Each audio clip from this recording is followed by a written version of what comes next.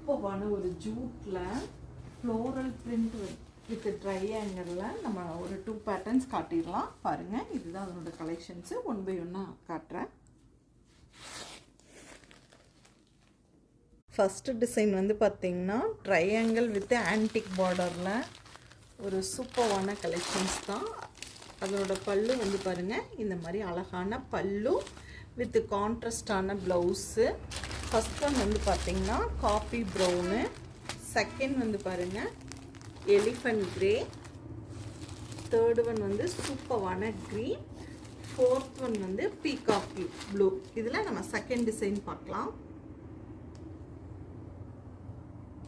Second வந்து பார்த்திங்கன்னா floral print வர்ற மாதிரி உங்களுக்கு ஆல் ஓவர்.